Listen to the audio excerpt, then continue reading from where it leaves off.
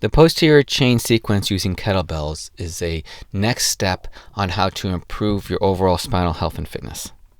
Ideally, all healthy spines and healthy fitness people are able to do this sequence in some fashion.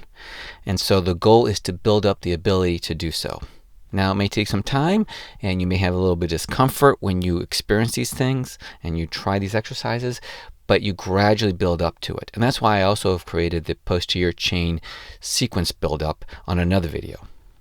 Many people don't have an exercise fitness routine, so this can be a component of it. And you could do this sequence as well as my other posterior chain sequences. Do them for a total of a half hour a day, and then you could walk for a half hour. It's really important to try to build up 60 minutes worth of exercising throughout your day, and this can be a component of it. This video is going to show you the posterior chain kettlebell sequence, and it's important to help to build up your whole posterior chain. It's important that you know how to do a good squat, because a good squat is an effective squat to work the entire posterior chain. You push your hip out, bend your knees, keep your back straight, then drop your hands between your legs so your elbows come in contact or come near your knees. Then you straighten back up. The goal is to keep your back straight, and then you can lift up the kettlebell. You can lift it up and then put it down while your back is staying straight. That way you focus on working on your butt muscles, and then secondarily you work on your low back and upper back muscles. Again, the sequence is stick your butt out, bend your knees slightly, then drop your body towards the floor, and then if you have a weight in your hands, and then you drop it down, you should still be able to touch your fingertips to the weight as shown. To help, you can also use a chair. Stick your butt out, bend your knees, and then drop to the floor. And does your butt come to the edge of the chair? And then can you push yourself back up? This is a great way to exercise and to practice doing squats and to make sure you're doing them correctly.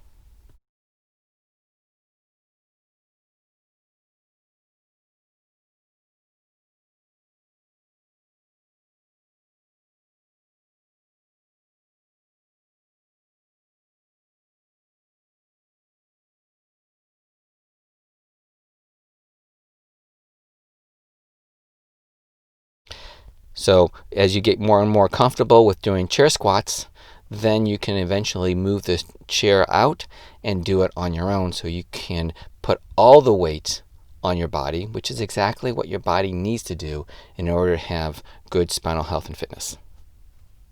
Now we're going to go into the actual sequence. Just remember, this sequence is what healthy backs and healthy fitness people are able to do. The single leg deadlifts are an advanced portion of the single leg floor touch, which I discuss in my posterior chain buildup. This is an excellent way to build up the connection between your shoulder and your opposite hip, which is the mechanics of how you walk, and so it will make walking much more efficient. It also improves the mobility of your spine and the flexibility in your legs. Furthermore, it really challenges your balance. And if you do this several times in a row, let's say 10 times in a row, then repeat, then you wind up building up the endurance as well. As you see, the weight going through my left hand will be held and stabilized through the latissimus dorsi, which then extends to my opposite hip, to my right hip, and I improve the stability of the posterior chain.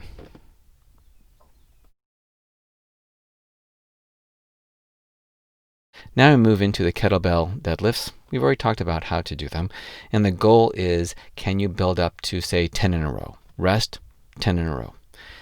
Rest, 10 in a row. And you can do these throughout the day.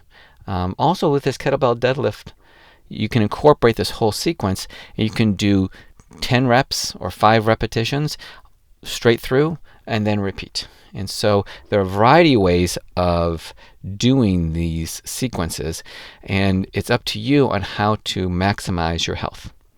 So remember, with this kettlebell, you're going to stick your butt out, bend your knees, squat down, and lift up. And you can do these between commercials. You can do this while watching your favorite television show. So utilize your time to maximize the opportunity to do these exercises. Again, I really want to encourage you to try to get in a total of 60 minutes worth of some type of exercise throughout the day. A little bit of endurance of walking, this kettlebell chain sequence is a great way of doing it. It's real important to develop the ability to do a two-legged freestanding squat and being able to get below 90 degrees, and the goblet squat can help you do that.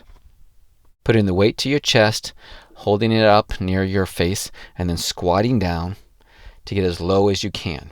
Now, if you can bring your elbows in so that your elbows can go between your knees, you then can get a little bit lower.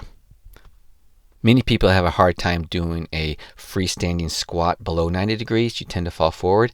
The goblet squat is a great way to counterbalance that in order to improve your freestanding squat. Next, we move into the kettlebell swing, and we start practicing this by doing non-weighted squats and swinging our bodies in a nice, smooth fashion as shown. You should be comfortable with being able to do a simple squat with kicking your hips out, bend your knees, squat down, and then you can push yourself upwards in a very dynamic way. And this is what makes this exercise so great, because it challenges your muscle in a very dynamic manner with the kettlebell.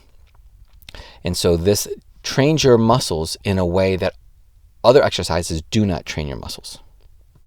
So again, I'm moving this kettlebell in a nice fluid manner. I'm letting the weight move, and I'm just controlling its movement slightly up to my face height.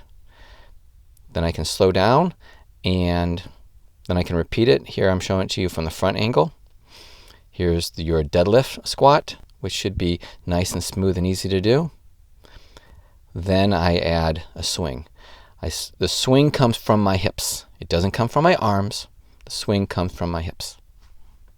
Now I'm going to switch from double arm to a single arm swing, and you may have to switch to a lower weight or not even do this one. That's okay. That's fine not to do it. But this is more challenging. This is a build-up. This is how to build up your strength, mobility, balance, and endurance, and your overall spinal health and your overall fitness. So this is one more challenge that you can do.